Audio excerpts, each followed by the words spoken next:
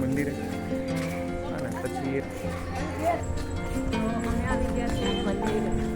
હા બગદાણા એવા છે, એટલે કામ હતું મહુવા, પણ મહુવાથી એકદમ નજીક છે અને ટાઈમ અમારી પાસે બચેલો થોડો, એટલે મેં કીધું ખાલી ખોટા એમ 4-5 કલાક બેસી રહ્યો એના કરતાં જઈ આવીએ એમ, એટલે આવ્યા છે બગદાણા મંદિરે. પણ મંદિરે હવે જઈએ છે, કારણ કે આખી રાતના નાહ્યા વગરના એમ હતા, એટલે સવારે નાહી દીધું. અહીંયા સારી સુવિધા છે અને હવે જઈએ છીએ મંદિરે, દર્શન ચાલુ થાય ને ઓકે.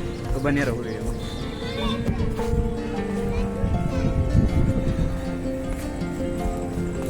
ચા પીવું હોય ને તો ચાની સુવિધા પણ છે.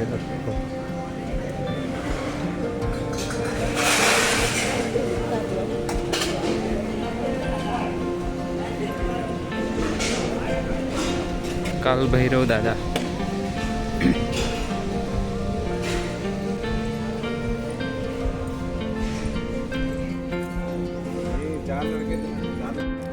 તો મિત્રો આ છે બાપા સીતારામજીનું મંદિર. આ જે કહેવાય ને આ મુખ્ય મંદિર છે, અને આરતી ને એવું બધું થાય ને એ અહીંયા જ થાય છે, અને પછી ઉપર ને એ બધું થાય છે. આ મેન મંદિર છે. ઓકે, તો દર્શન કરી લ્યો.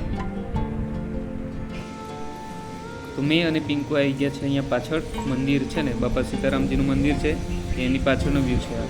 તો અહીંયા પણ મંદિર છે નાનું, તો અહીંયા પણ અમે દર્શન કરી લીધા. અને પછી આવી ગયા અમે ઉપર, જે ઉપર મંદિર છે ને એ રામ ભગવાનનું છે, સીતા માતાજીનું છે, લક્ષ્મણજી છે અને હનુમાન દાદાજી છે, અને આ આજુબાજુનો વ્યૂ છે. અને તો આ જે પેલા આરસ પહાડના જે પથ્થર કહેવાય ને એમાંથી બનેલ મંદિર છે. જય શ્રી રામ પ્રભુ. આ પ્રાર્થના કરવાની બી બાકી મારે. જય શ્રી રામ.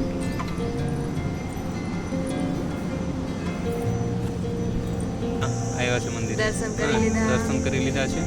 અને મંદિર છે ઉપર, નીચે પણ છે કાલ ભૈરવ દાદાનું છે અને છે, અને ઉપર પણ છે આરસ પહાડનું જે પથ્થર આવે ને એનું બનાવેલું છે મંદિરે. બાપા સીતારામ જે મહારાજ કહેવાય, ભગવાનજી કહેવાય, એમની મૂર્તિ છે ઉપર. અને ત્યાંથી પણ ઉપર જવાનું છે, સાઈડમાં દરવાજો છે. અમને ખબર નથી, અમે નીચે જ ઉતરવાના હતા, પણ બીજા માણસો ગયા ને એટલે ખબર પડી કે અહીંયાથી જવાય છે ઉપર એમ. તો પછી ઉપર ગયા ને તો ઉપર પણ મંદિર છે, સારું છે, મસ્ત છે એકદમ. ત્યાં જાઓ ને એટલે એમ ખુશ થઈ જવાય એમ. અમે દર્શન કરી લીધા. હવે અમે દર્શન કરી લીધા અને હવે છે ને અહીંયા પ્રસાદી પણ ચાલુ છે એવું કહે છે. તો પછી કંઈક ભોજન હોય તો પછી લઈને પછી નીકળે છે. ઓકે, તો બતાવીએ છીએ અને વિડીયોમાં બન્યા રહો. અને વિડીયો સારો લાગે તો વિડીયોને લાઈક કરો, અને ચેનલને નવા હોય તો સબસ્ક્રાઈબ કરી દો મારા વાલા ભાઈઓ અને બહેનો. હા, અને બધા જે પણ દેખતા હોય, નાના બાળકથી માંડીને જે પણ દેખતા હોય, ચેનલને સબસ્ક્રાઈબ કરો. ઓકે, અને વિડીયોમાં બન્યા રહો. અને વિડીયો સારો લાગે તો લાઈક પણ કરી દેજો. ઓકે, અને મળીએ છીએ થોડી વારમાં. ઓકે, તો બન્યા રહો.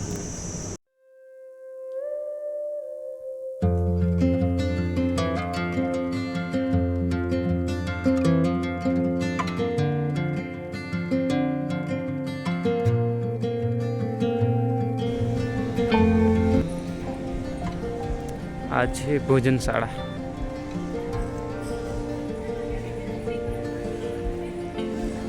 હા, તો મિત્રો આ રીતે આ જે બહેનો આવે છે ને એ રોટલી બનાવવા માટે, પછી અમુક પોતાનું જે પણ કામ હોય એ કરવા માટે આવે છે. આ રીતે દરેક આજુબાજુના ગામમાંથી મહિલાઓ આવતી હોય છે, અને એ વિના મૂલ્યે આવે છે. કોઈ પણ જાતનો પૈસા કે મજૂરી એવું કશું લેતા નથી. તો આ રીતે મહિલા બધે જ આવે છે, અને પુરુષો, જેન્ટ્સ, છોકરાઓ પણ આવે છે, અને એ પણ વિના મૂલ્યે આવે છે. કોઈ પણ જાતના પૈસા કે મજૂરીનું એ કર્યા વગર આવે છે, સેવા માટે, ફક્ત સેવા માટે. ગામ દીઠ વારો પાડેલો હોય છે. આ રીતે ચોખા સાફ કરવા, પછી ઘઉં સાફ કરવા, પછી ચણાની દાળ છે, તુવરની દાળ છે સાફ કરવાના, પછી એ માટે આ લોકો આવે છે અને દરેક કામ કરે છે. બરાબર છે. તો આ રીતે ખાસી પબ્લિકમાં મહિલા. ઓકે મિત્રો, તો આ છે અમે પછી થોડું નાનું બજાર છે, મંદિરની બાજુમાં જ છે, બજાર જેવું છે થોડું, મતલબ દુકાનો છે, બધું વેચાય છે અને આવું છે બધું. ઓકે, તો આ બહારનો વ્યૂ છે, મંદિરની આગળનો વ્યૂ છે આ. અને આ સાઈડ છે ને એ મંદિર છે. તો મેં અને પિંકો આવ્યા હતા થોડી.